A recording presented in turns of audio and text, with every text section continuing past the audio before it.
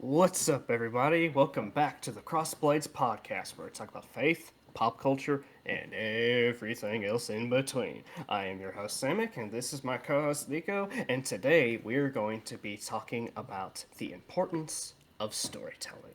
Yes, we are. And where do we begin with that? The importance of storytelling. Because at the end of the day, storytelling needs to have a purpose. Exactly. So I'm just going to jump right into it. Hmm. Why storytelling matters? It's because they shape societies. Let's just be honest here. How would American culture look if we didn't have storytelling? Thinking about that question myself, I'd say we would probably not be where we are today because I think in many forms of storytelling has actually formed and shaped society, as you said. Because if we look at back in medieval Europe, like the stories like Robin Hood and King King Arthur. Arthur, yeah, King Arthur, and those times during the medieval periods, which was in Europe, of course, maybe not America, but stuff like that. Those gave hope and precedence to people who had no hope in the Exactly. dark times.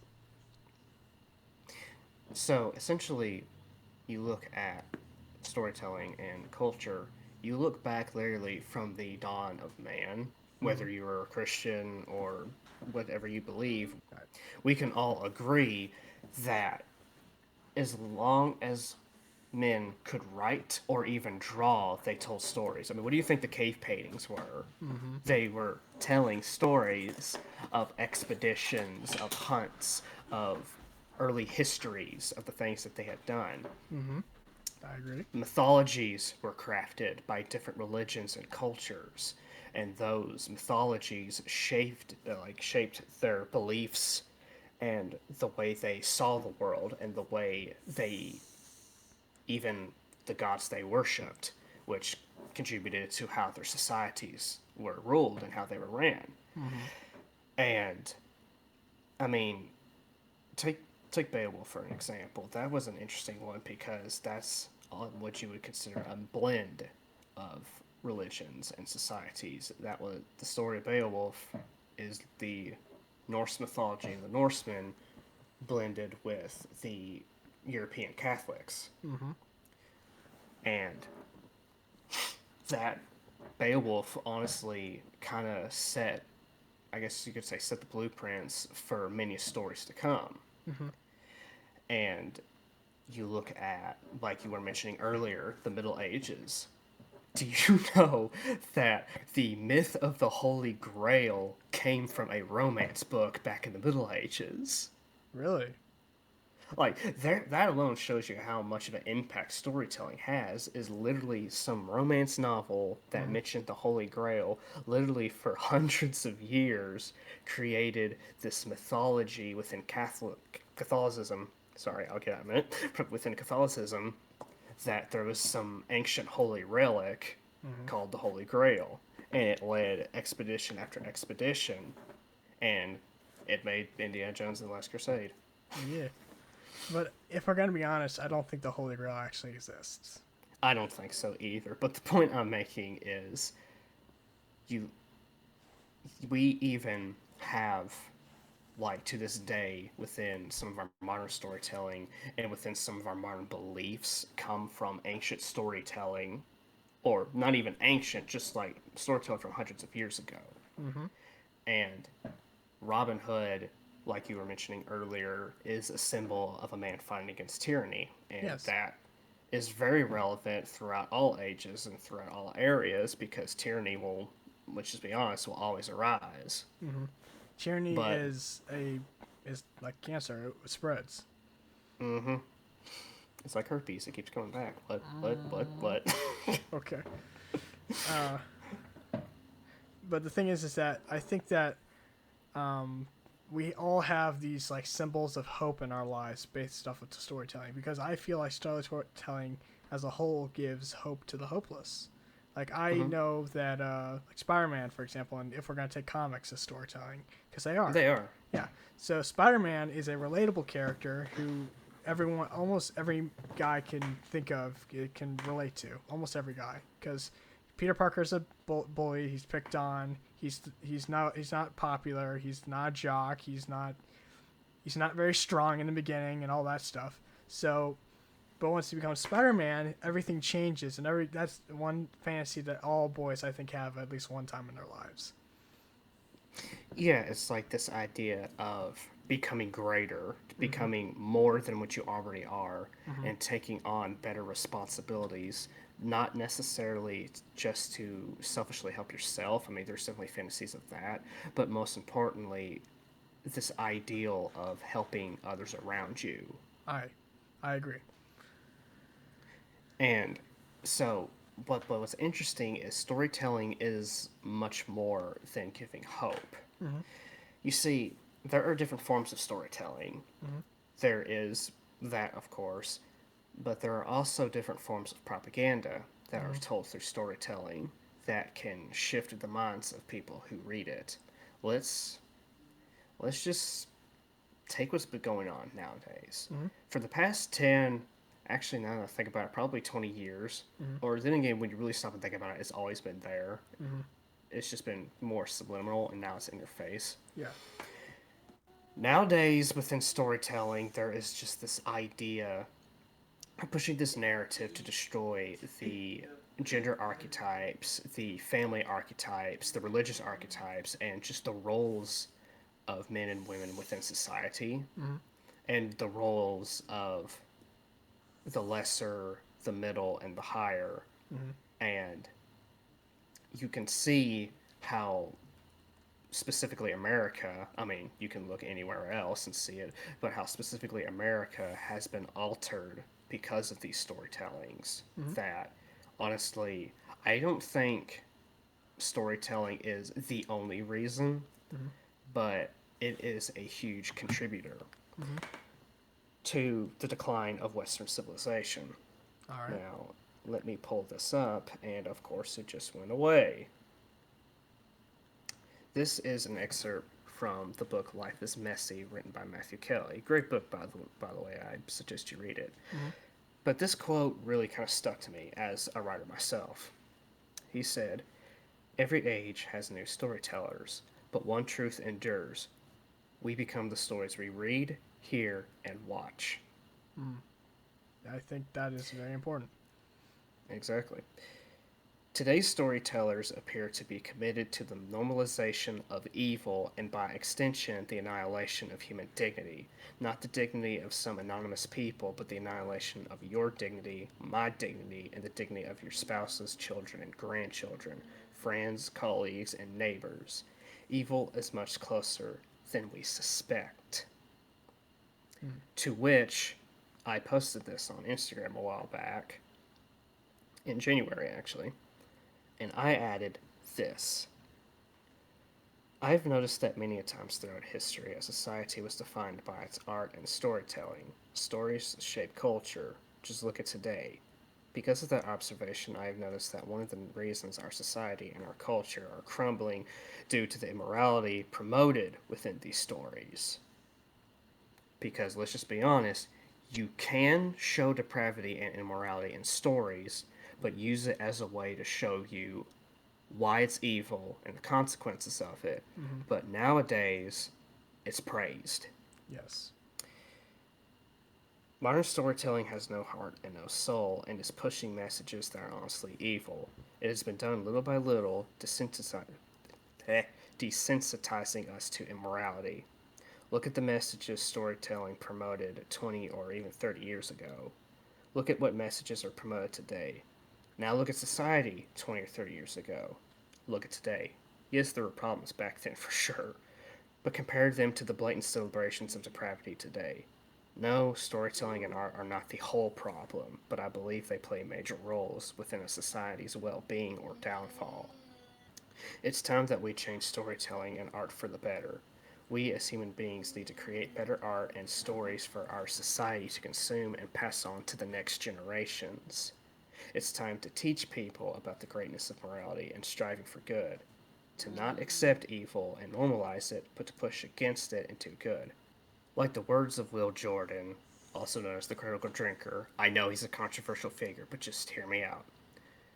When you accept everything, there is no need to strive for anything. We must strive to become greater. We need to reject the filth of immorality and embrace morality. Amongst the many changes that need to be done to our society, this is one that is completely overlooked. Artists and storytellers, now is our time. Let's rise up and bring the change to this world. Spoken like a true man. Amen. So, what do you have to say about that? I surprisingly agree with the majority of that, and because it's just you hit the nail on the head, and I would give you a golf clap if I could, but let's not. Um, are you gonna? Oh, he's gonna do it. Yes, nice. He's got the golf clap. Nice. But where was I going with this?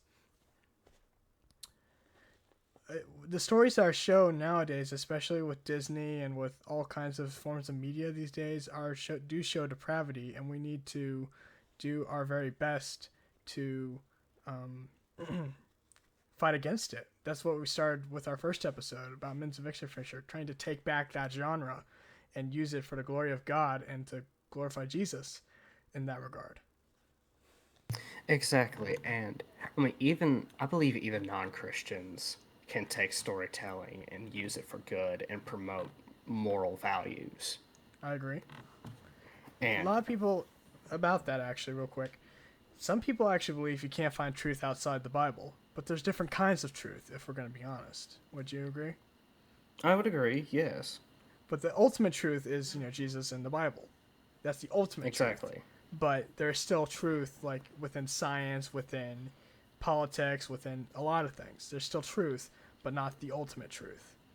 Exactly. And that's honestly the key to storytelling.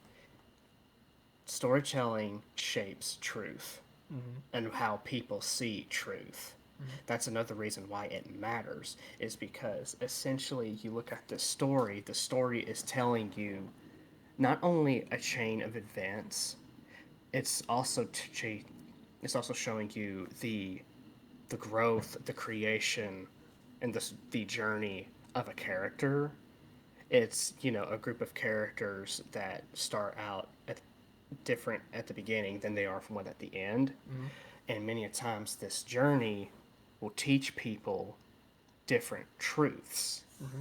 And I've noticed that, it's always been this way, but really, especially now, the journey nowadays is a propaganda tool to Mm-hmm. teach a false truth, a false narrative, Mm-hmm. essentially a deconstruction, if you will. Mm-hmm.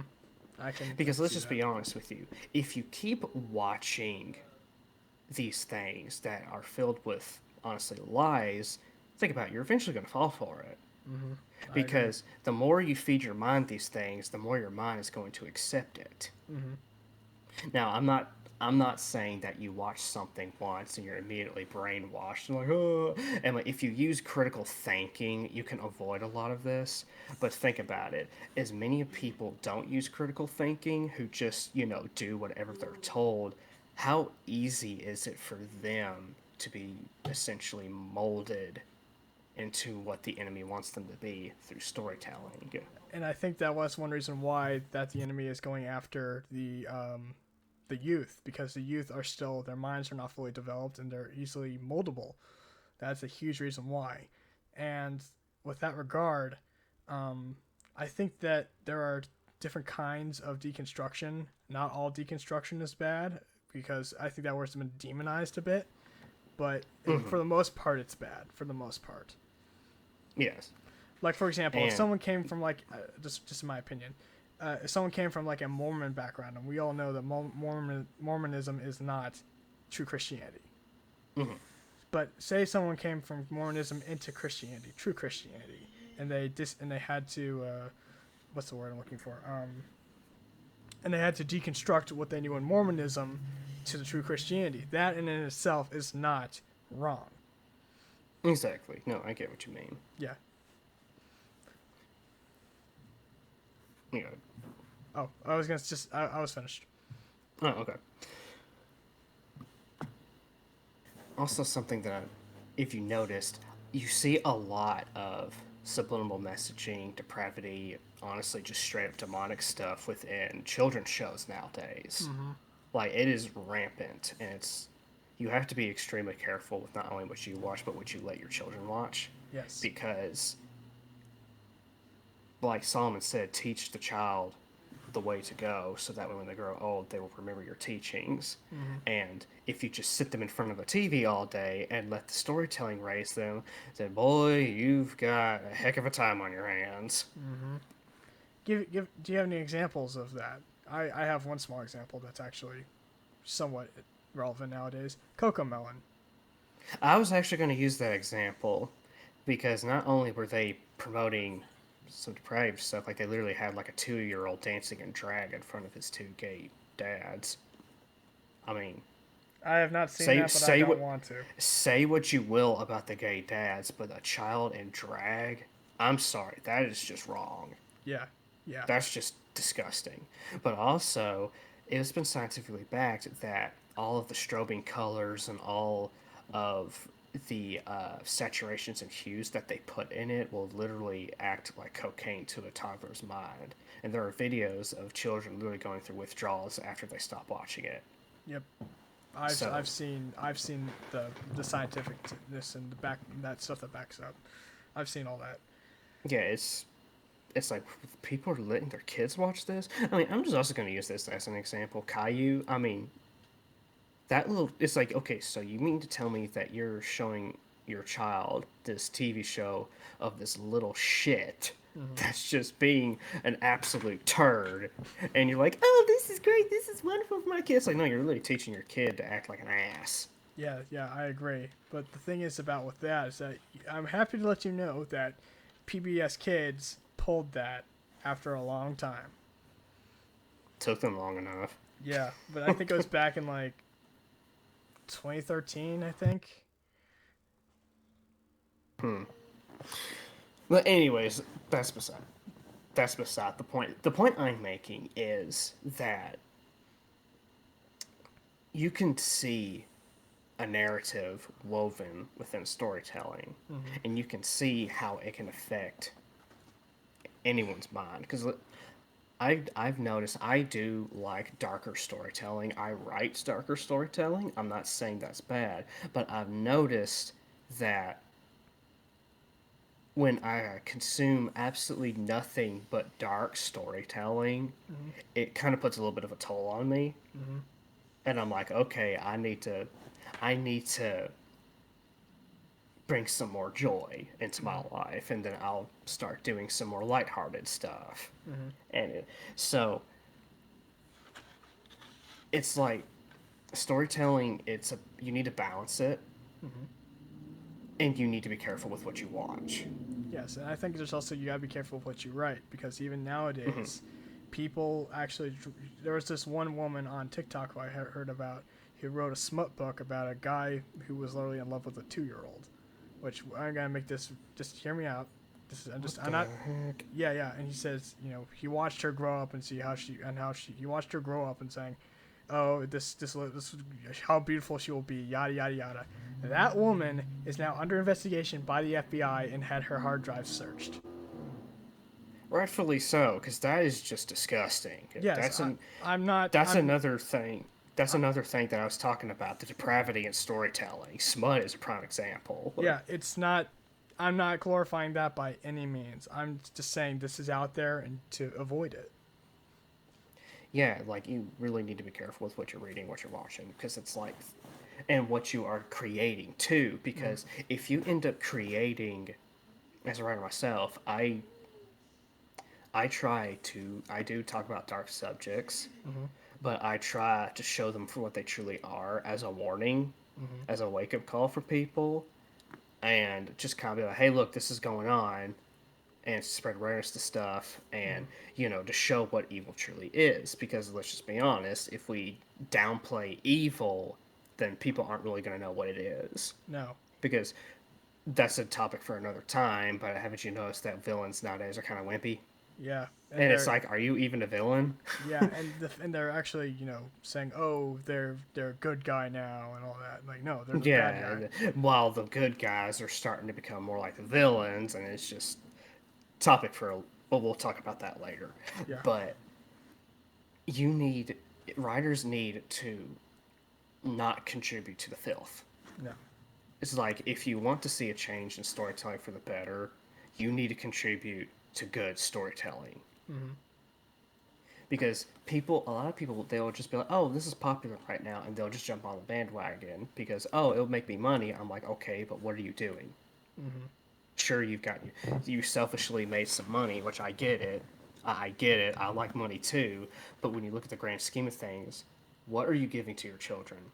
yeah. And what are What you are you giving to your promoting? grandchildren? It's like what are you creating for this generation that could possibly be passed down to the next few generations? hmm Because let's just be honest here, like we mentioned in our first episode, you look back at some of the older stuff, like take Back to the Future for an example. It's going to have its 40th anniversary re-release in IMAX. Yeah, I got tickets, by the way. Um, nice. but it's like, okay, is any form of storytelling that has been put out nowadays going to be hailed as one of the greatest pieces of storytelling within 40 years? I don't know. Probably not, Here's the thing. unless one of us makes it. Yeah, exactly. Another thing I would like to mention is that if you mentioned Back to the Future, did you know that Back to the Future was what inspired Rick and Morty? That does not surprise me. Yes, Back to the Future was actually what inspired Rick and Morty, and we all know how depraved that show can be at times. Yeah, I haven't watched really much of it, but It's got some yeah, raunchy scenes from what I've heard. So, in that regard, yeah. So, what are you giving to your kids, and what are you giving to this generation? Because you only exactly, have so long to live on this earth. You should live it to the best of your potential. exactly, and because think about it, if you not only help this generation, you can help the next, the next, the next generation. So essentially, you could be one of those who forge proper storytelling for this generation and the next few generations. Mm-hmm. You could be part of the front lines to help society heal from the depravity that's been pushed down its throat for the past several years. Now, Yes. I'm not telling you this for personal glory, but seriously, think about that. What greater purpose could one have than to contribute to society and help society grow? Mm-hmm. Instead of just adding to the filth that will crumble it. Because let's just be honest, if we keep going at this rate, we're not going anywhere. No. If we keep going at this rate, we're literally just going to get worse and worse and worse until we hit rock bottom. And I think we're We're close close, to. but we haven't. We're close, but we haven't got there yet. We can still turn around. Because God is giving us the ability to do that. He's literally saying, Exactly. like you said with Was Woke episode, the cup of iniquity is almost full. Exactly. And And we as storytellers can either one take people's eyes off filth and turn to Christ, or two, even if they're not going to become Christian and accept Christ as their Savior, at least guide them towards morality. which I do believe that even if we can't bring someone to Christ, Christ will still honor us for us showing His ways and His truth and to other people, even if they didn't turn to Him. Exactly, I do think so. Because the mission, I mean, what is our mission? Our mission is to go out and preach the gospel to all nations, to Yes. tell a story. Mm-hmm. That's another reason why I find storytelling so important, is because the history of humanity is a storytelling. Mm-hmm. Each individual person's life is a story, Mm-hmm. and you can use that story to influence others and show others how far you've gone, and be like, if I can go through, insert, the trials and tribulations and come out on the other end, then you can too. Mm-hmm. We can do that through storytelling, through fiction as well, but how much more powerful when you use your own story, use a true story. Your testimony. And exactly. And look at Jesus for an example. He preached through stories. Mm-hmm. He was the ultimate storyteller because, I mean, one, I mean, he literally created story, he created the universe. Mm-hmm. But two, look at the parables. Mm-hmm. They were essentially stories with a deep meaning. That's how I think we as writers, that's what we should do. We should do it the way he did. You tell a good story, but interwoven within the narrative is a deeper meaning. And That truth. is a deeper meaning, deeper truth that is just waiting to be found for the person who's seeking it. Mm-hmm. And of course, the stories of the Bible have influenced our societies. But yeah, it's like story is literally everywhere. Mm-hmm. Story is everything. Everything is a story. Mm-hmm. That is literally what the creation of the universe revolves around, is this great narrative of Mm-hmm. good versus evil. I agree, and it's the ultimate story of good triumphing over evil. Exactly. But And that's why I think we need to promote more good versus evil instead of this whole where everyone's a bad guy or the anti-heroes and oh well this villain you need to sympathize for him. Granted, sometimes that does work. mm-hmm. There are plenty of good stories and points that you can tell by using those kind of narratives, Mm-hmm. but don't you agree that you've really kind of seen that push of deconstructing the hero Mm-hmm. and deconstructing the villain? Yeah, I've seen it. I've seen it.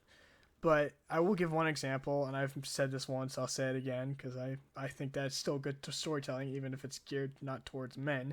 Is My Little Pony: Friendship is Magic, where they gear the story to where it's about truth, good morals, and to treat people the way you want to be treated, and all, and the golden rule, and all that stuff. There's more stories of how, like, get along with people you don't like and all that stuff, and maybe it's possible to be them making them your friend and whatnot. But I've seen time and time again in that narrative that even the villain, if given the chance, can be redeemed. Not all the villains are redeemed, but some of them are, and I think that's a good example of that storytelling. Yeah, I think so too. Kind of like the Daredevil Punisher argument. Yes, yes, that That was was chef's kiss. yeah, that was great. I mean, I do agree with Punisher on a lot of things. There are some times where you need to step up to the plate and, deliver justice. But Mm-hmm. Daredevil was right as well. He's like, I've seen people change. I've seen there's still a remnant of a light left and that they can be redeemed. Oh yes, but you have to make those choices wisely. Exactly. And, because you see, that's something, honestly, when you start to think about it, Jesus Christ redeeming us is the ultimate story. Mm-hmm. And what is that story centered around? Yep. Love. Yes, love. God It's is love. honestly, God is love. Now, of course, people do throw that out there and use it for other narratives. Like as soon as you call someone out for doing something stupid, oh, only God can judge me. God is love. It's like, yes, He is love, but He's also just. And also, when you say that, that should scare you Yes, it should. because he could smite you at any second. Exactly. But it's like, that is one thing that I see less of is true, actual love within Mm-hmm. storytelling. You see a lot of hatred, a lot of depravity, and the idea of love, but shifted into something else. Mm-hmm. Because love does not tolerate sin. Exactly.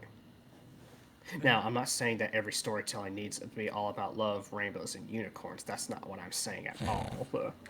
me here talking about My Little Pony. There's a place for My Little Pony, but there's Yes, also a place for darker storytelling. and I will tell you there are instances in that show where it does get dark, very dark. Trust me. He, but no. Anyways, it's like literally the idea of good and evil, redemption, justice, true love has all been warped, It and has. our society has suffered for it. Hmm. And I think that even in government, it has said because of the warpedness, it's affected how we've how our nation has been shaped. Exactly. And also look at the media. Mm-hmm. What is news media? Telling you a narrative, telling you a story. I So don't. many people's paradigms, so many people's political beliefs, or even worldview beliefs are shaped around media. Mm-hmm. And they know this. So what they do is they craft false narratives. Mm-hmm. And people fall for it time and time again. I'm not just talking about liberals, Republicans too. Like literally, it's all sides. The That entire thing is a lie. that is why I don't like to go to like CNN or Fox News for my Oh information because they're no, they're the both worst. yeah because they're both, if we're just being honest, they're both the lesser of two evils. You know what I'm saying? Because one is left and one is right. There's Essentially, there's no in between. yeah, essentially.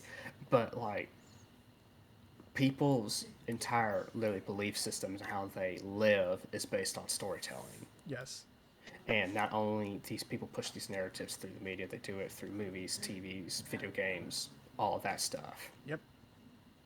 And if we want society, I know I keep repeating myself, but seriously, think about it. If you want society to heal and start thinking truthfully, Mm-hmm. then you need to change the story. You You do. need to show truth. Because it Yes. was the abandonment of truth and this whole idea that truth is subjective and you can have your own truth is honestly what led to this decline. Yes. It led to such chaos and confusion. And the evil one thrives in chaos and confusion. Exactly. Satan is the father of lies. Mm-hmm. And if the point you made before we, because this is take two of this, if you guys didn't know, the point you made that back in the garden, what was the first story? The first story was here's this world that I have crafted for you. Everything I have given to you, you may eat of. Go and multiply and make the rest of the world like Eden, with one condition. You see this tree right here. Literally, he gave them everything except just one. He said, this one is mine. Mm-hmm. Do not touch it. Do not eat it. If Mm-hmm. you do, you will surely die. Well, that was the story that they lived by for many a years. How many years is not sure, but some articles of tradition say 40, some say longer than that. Mm-hmm. Really, it doesn't matter. But then the story was changed. The serpent in the garden, or the Nachesh in Hebrew, which, Mm-hmm. fun little fact, in Hebrew can either mean serpent, reptilian, or upright one. Mm-hmm. So, or shining one. Mm-hmm. So, it more than most likely didn't mean a little snake wrapped around No. No. in a branch. It could mean the reptilians. Yeah. Conspiracy. Woo! Okay. Anyways, back to the point. The the Nachesh in the garden told Adam and Eve a different version of the story. Mm-hmm.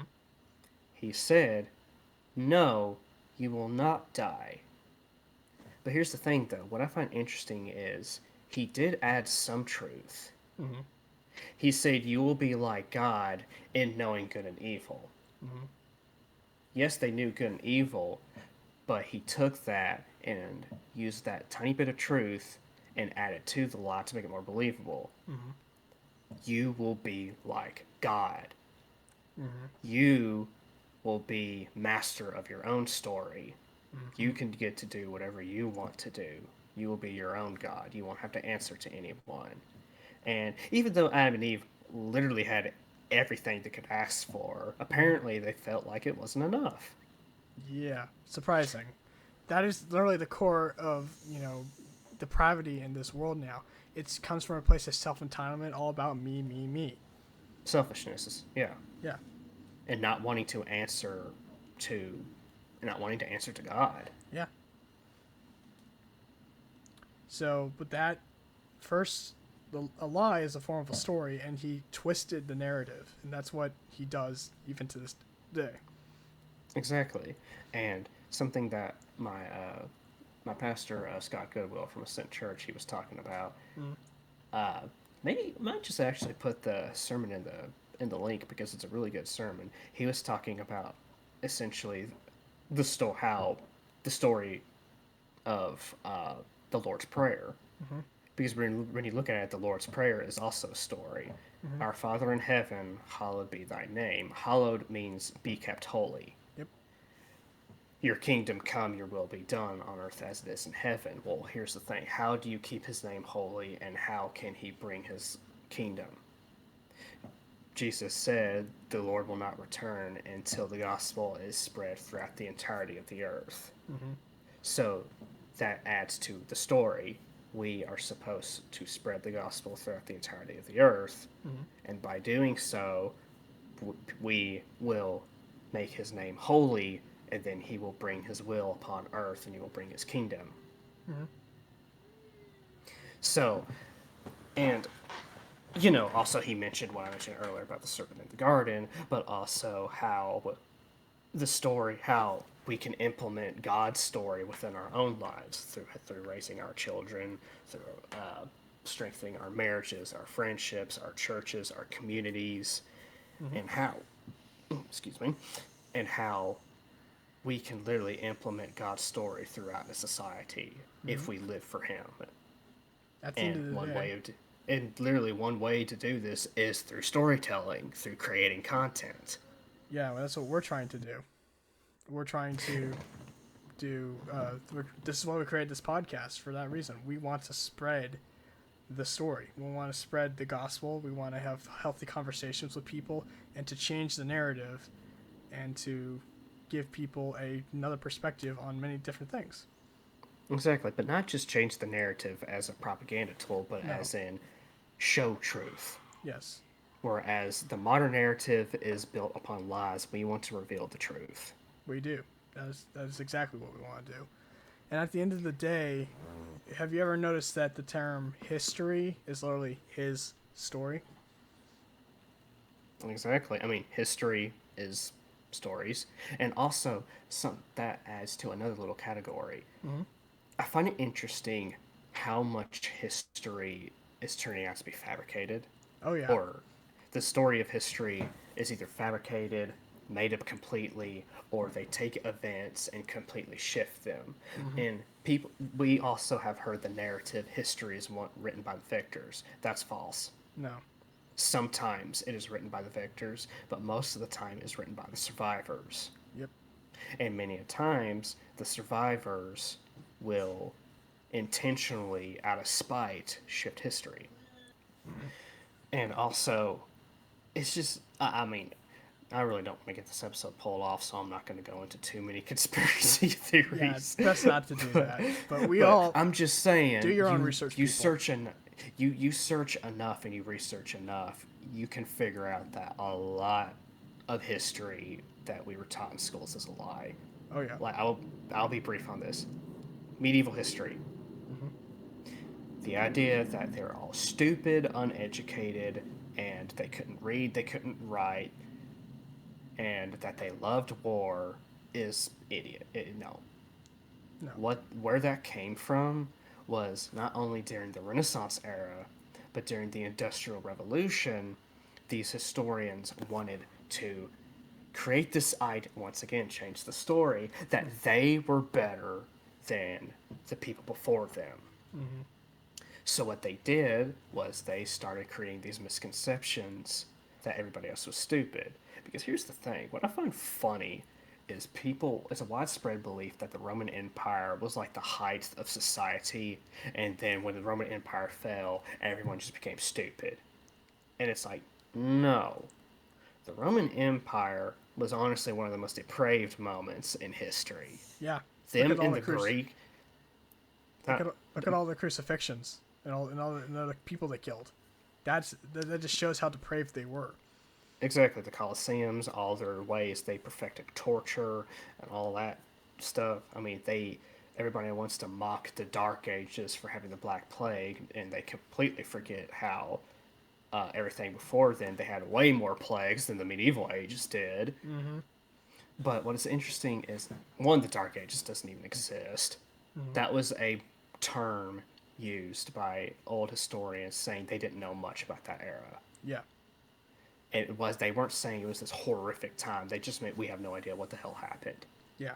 That's what I mean. Dark as in like no, not as in depraved. It's just dark as in like don't know. We don't know. But medieval people knew how to read, knew how to write. Like literally, how they would yes, there would be people come who would read aloud to the entire people, like laws or news, but then they would go post it on the city walls so that way people can go read them. Mm-hmm. If the people couldn't read them, why are they posting them? Mm-hmm. The Catholic Church called most people illiterate. That's what people want to say. But when what the Catholic Church was talking about was Latin. Mm-hmm. They Yeah. weren't saying people couldn't read at all. They were just saying most of them couldn't read Latin. Yeah. And like, oh, but there weren't that many books. There were letters, there were documents, there were notes, there were forms of reading and writing other than books. Yeah. Hospitals were created during the bubonic plague, at Yeah. least our modern version of it. Some forms of antibiotics, the idea of cleansing wounds were created during the Middle Ages. There were actually quite a few advancements in medical and agricultural technology that most people take for granted. People look at like the Renaissance era and hail those inventions. It's like, granted, yes, do need to hail these inventions, but these wouldn't have existed if the ones created in the Middle Ages didn't. Yeah. It's building blocks. Exactly. And it's like, and also there's the witch hunts. Oh yeah. Guess what? They didn't exist. Yeah. The whole entire thing. There was actually more witches and stuff burned during the time of like the pilgrims than back That's in. where the witch hunts came from. They came from the 1600s in the Salem witch trials, Yeah. and that was literally a one-time occurrence. It only happened once. Not that many women were killed, and interesting enough, it was women who were falsely accusing the other women for being witches. They love to leave that part out. Just saying. All right. But then again, it was because of the Bible that they stopped. Yeah. And I It think was people. there was a People want to say, "Oh, it's because of the pastor. Bible." I'm sorry. It was. I was saying there's a pastor who said this isn't okay. Exactly. Yeah, he went and got the governor and was like, "Hey, you got to stop them. That this is getting out of hand." Yeah, exactly. I knew that for a And fact. yeah, and it's like, yes, there were times in the Middle Ages where people were executed for heresy, Hmm. but as for witchcraft, that really wasn't much of a thing in the Middle Ages. Yes, there was a little bit here and there, but the Catholic Church really didn't care. Yeah, surprisingly. If you're committing heresy, yes, they cared. But here's the thing, though: most of these tortures and executions were not done by the Catholic Church. They're actually done by the secular kingdoms. Yeah. Like the Inquisition, for an example. I know we were mainly talking about the importance of storytelling, but just hear me out. I'm gonna make a point about that. I'm making a point here. Just Okay. hold on. It's all good. Hold on a minute.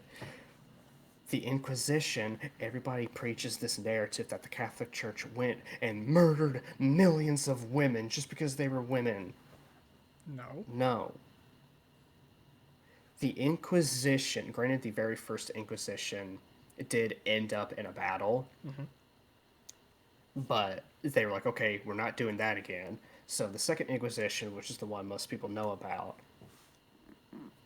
only like 100, I think it was like 100,000 people were tried, and only like 1% of them were executed. Yeah. Yeah, that's not 3 million people. But you want to know, the interesting thing is the reason why the Inquisition happened was because the secular people and the local citizens were getting all riled up and trying to accuse people of things that they weren't doing. So Hmm. the Catholic Church was like, okay, this is getting out of hand. We got to deal with this. So they sent the Inquisitioners. The Inquisitioners went to the place and said, hey, we're giving you a week's notice. Yeah. Within a week, we're going to put people on trial for heresy. Hmm. If you don't want to be put on trial, if you don't want to deal with it, then just go ahead, come to us, confess your sins, move on. Yeah. And a lot of times they resolve, they're like, yeah, no, this person did not commit heresy, you're just an idiot, move on. Mm-hmm. And like I said, only 1% was executed. What happened, yes, that is unfortunate, but what happened was the person was committing alt-right heresy, and they're like, okay, I'm sorry, there's nothing we can do for you. Mm-hmm. And then they would hand them over to the local government. Mm-hmm. The local government were the people who did those horrific things to the people, not the Catholic Church. Yeah. Last thing I'm going to talk about, the Crusades. Yep. The idea of the Crusades was, oh, these Christians just wanted to colonize the Middle East, kill the Jews and kill the Arabs and make people Christian. No, it was because the Islamic regime had been terrorizing, old habits die hard, had been terrorizing the Christian world for over 400 years. They had conquered 2/3 of the Christian world, Mm-hmm. and it subjected them to torture, to execution, to just all these horrific things. Like, Mm-hmm. go read the First Crusade. It's an eyewitness account of all the eyewitness accounts. Like, the things they did to the Christians, I'm not even going to mention on here. Good idea. And they literally were on Europe's doorstep. Mm-hmm. They had conquered a chunk. They had conquered the entire Middle East, Africa, and even Spain. Mm-hmm. They were literally on Europe's doorstep, and the Pope called for people to rise up and fight against them and take back the Holy Land. Mm-hmm. Because essentially, though, I mean, one, the Holy Land was, there was some religious, spiritual, and cultural significance to it. But the idea was if we could take back the Holy Land, then we could push them back even further. Mm-hmm. So that's what the Crusades were about. Granted, yes, there were atrocities committed on both sides of the Crusades because we are dealing with people from other nations that were using it for their own benefit. The sacking of Jerusalem, yes, was a barbaric incident, but this whole idea that, oh, it was just Christians trying to colonize, no, they were actually trying to prevent colonization. They were trying to prevent them from being conquered by these absolute barbarians. Yeah. Okay, now that I'm done rambling about the Middle Ages, what was the point of all of that?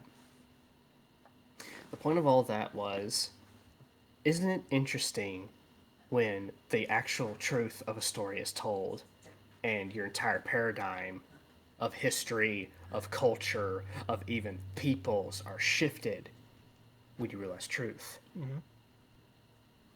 I mean, seriously, I would suggest you go do your own research, but sorry, go ahead. I was gonna say, when your entire view is shifted and you see another side of the coin, it can change your outlook on almost everything.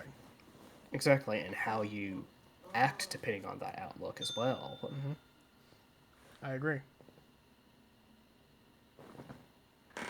But yeah, so it's like, I mean, I cannot stress enough, guys, storytelling is important because literally, like I said before, everything revolves around story. The history of our Earth, everyone's individual story, everybody's individual person, every nation, every tribe, every tongue, every mythology, every religion, every belief is a story. Mm-hmm. And it shifts how we think and how we act. Yes. And if we expect society to move forward, then our storytelling needs to move forward first. Yes. In the right direction, not the wrong direction. Exactly. That's what I meant by forward, not backwards. Yeah, yeah. But, yeah. But do you have any other points you need to make? No, I think that's about it. What about you? I think we need to hit the nail on the head. We've gone almost for an hour. All right. I hope you guys have enjoyed this episode of the Crossblades podcast where we talk about faith, pop culture, and everything in between. I am Nico, and that is Samek. and we will see you guys in the next one. See ya. Bye.